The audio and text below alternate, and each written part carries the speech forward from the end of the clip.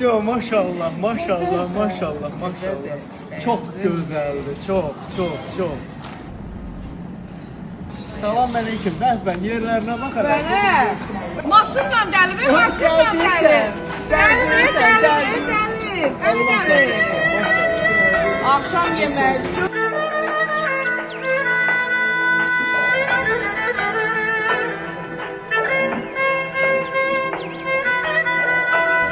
Dostlaşırsınız burada.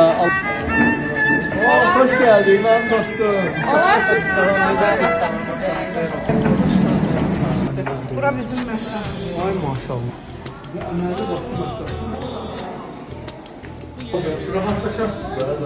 Birinci gecələrdir. Bugün olan birinci gecələr. Sən elə qal orada. Sən elə dur orada. Az yaşlı. Az yaşlılar üçündür, ömür yaşlı olanlar üçündür.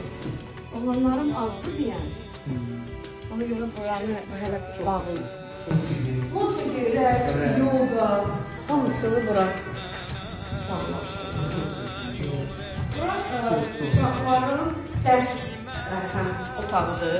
Bura ana yatağı otağıdır, ən böyük, 24 nəfərlik otaqdır. Balacaları da vermişik bura ki, onun üçün də yuxarı qoyuyor. Həm də o balacalara da nəzarət edir. Yaxşı oldu bu məşğuliyyətlərin olması. Çünki ən başları qarşıdır. Bura mənim Çin olmuş arzularım. Çay verir uşaqlar olsun, yeməyin yesin. Avropa çempionudur, karate üzrə Avropa Karate üzrə Avropa çempionusan. Ay maşallah. O nə meyli var? Orada hörüklü var. O da idmana meyli var. Elvira, ad